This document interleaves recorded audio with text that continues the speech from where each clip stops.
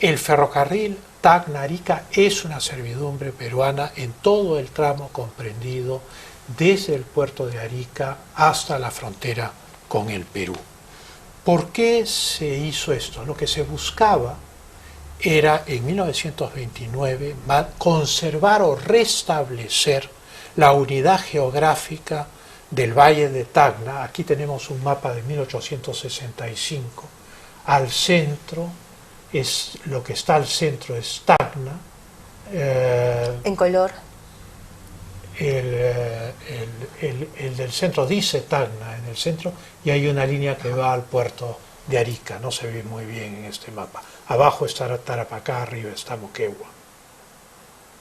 El distrito, es la provincia del centro, que formaba parte de Moquegua en 1865.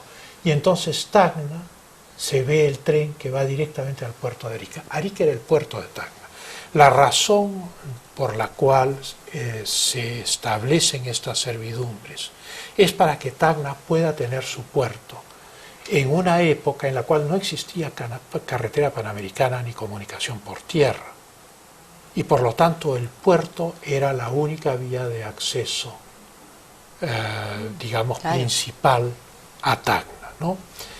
El artículo primero del protocolo complementario dice que no se puede ceder el territorio que es Arica, ni el que es Tacna, sin que hayan consultas mutuas y la aceptación tanto por parte de Chile como por parte del Perú. De tal manera que la tesis del enclave al norte de Arica, que ha dicho el presidente de Chile, Sebastián Piñera, se perdería Bolivia si el fallo de la Corte de la Haya nos diera la razón, naturalmente plantea un problema muy serio, porque un enclave autónomo al norte de Arica, aún no soberano, se sobrepondría sobre las servidumbres que restablecieron esa unidad geográfica. Se sobrepondrían sobre la línea férrea y el libre tránsito garantizado por el protocolo de 1929 y por lo tanto cualquier enclave autónomo boliviano al norte de Arica sí afecta a los derechos de otros países que somos no cabe nosotros. Ninguna duda, ¿no? Y entonces naturalmente surge además un problema de interpretación adicional, que es que no es racional darle a Bolivia un enclave autónomo no soberano al norte de Arica o en cualquier otro lugar por el Tratado Boliviano-Chileno de 1904, que lo tengo acá, y que es muy interesante porque en el artículo 6, ese es el territorio del Perú, Bolivia y Chile en 1879, justo antes del estallido de la guerra. Se ve Perú, justo debajo del Perú está Tacna, justo debajo de Tacna está Arica, luego la quebrada de Camarones, Pisagua, en fin. Y luego está el territorio que perdió Bolivia. Es muy importante comprender también que en ningún momento Chile le ha ofrecido a Bolivia salir al Pacífico por territorio que fue de Bolivia, claro, sino que todas las fórmulas son a través de territorios que fueron peruanos. Ahora bien, lo que era Tarapacá es territorio soberano de Chile por el Tratado de Ancón de 1881.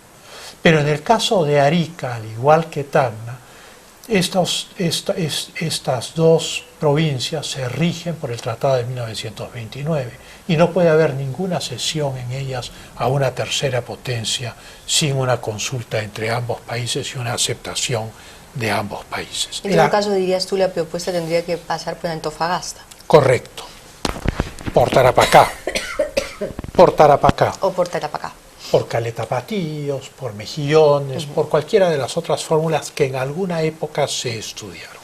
El artículo 6, el Tratado de Paz y Amistad entre Chile y Bolivia de 1904, es muy interesante porque dice, firmado en Santiago el 20 de octubre de 1904, aprobado por el gobierno de Bolivia el 11 de noviembre de 1904, aprobado por el Poder Legislativo de Bolivia mediante ley del 4 de febrero de 1905, ratificado por el gobierno de Bolivia el 10 de marzo de 1905, todos los poderes del Estado, ratificado por el gobierno de Chile el 5 de febrero de 1905, canjeadas las ratificaciones, todas las formalidades se cumplieron, todos los poderes del Estado concernidos participaron.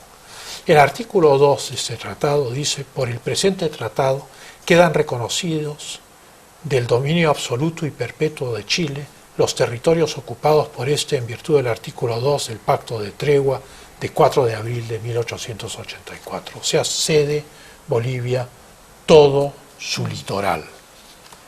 En segundo lugar, cede su litoral a cambio del ferrocarril Arica-La Paz. Dice: con el fin de estrechar las relaciones políticas y comerciales de ambas repúblicas, las altas partes contratantes convienen en unir el puerto de Arica con el Alto de La Paz por un ferrocarril cuya construcción contratará a su costa el gobierno de Chile dentro del plazo de 1 año contando desde la ratificación del presente tratado.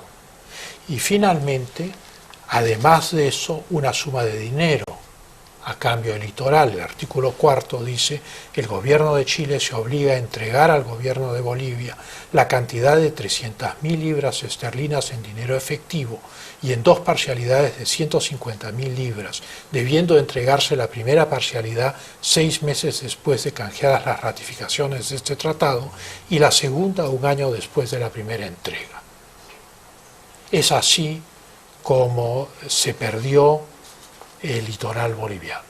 El artículo 6 tiene una cláusula que muestra en el fondo por qué darle un enclave autónomo no tiene sustancia real. El artículo 6 del Tratado Chileno-Boliviano de 1904 dice: la República de Chile reconoce a favor de la de Bolivia y a perpetuidad el más amplio y libre derecho de tránsito comercial por su territorio y puertos del Pacífico. De tal manera que el enclave autónomo no le va a dar más que lo que da el Tratado de 1904. Y entonces este enclave adherido a la frontera peruana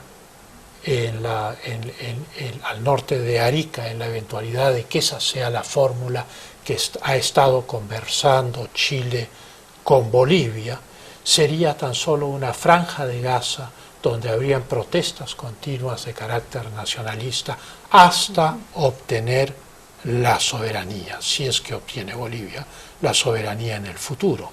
Esto es, el crear un enclave autónomo al norte de Arica o donde se cree exacerbaría la protesta boliviana desde el enclave autónomo, porque una cosa es lo que los diplomáticos firman y una cosa muy distinta es lo que los pueblos hacen con lo que los diplomáticos firman. Y eso es algo que hay que prever. La psicología colectiva de las naciones tiene que ser prevista por la diplomacia.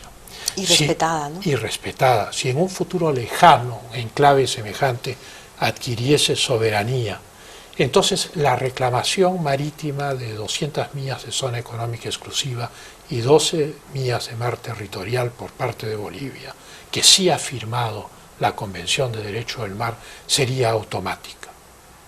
Y si eso ocurriese en el futuro, X, esta es una especulación, es una hipótesis, pero es una hipótesis que nace de la forma como están construidas las declaraciones del presidente Sebastián Piñera y del canciller Alfredo Moreno. En ese caso sí afectaría o podría afectar los derechos que vayan a emanar del futuro fallo de la Corte Internacional de Justicia de La Haya, estableciendo una frontera marítima entre el Perú y Chile. Si además hubiese soberanía, desaparecería la frontera peruano-chilena. Volveríamos a la situación anterior a 1879. El libre tránsito entre Tacna y Arica naturalmente se vería librado a la negociación con un tercero.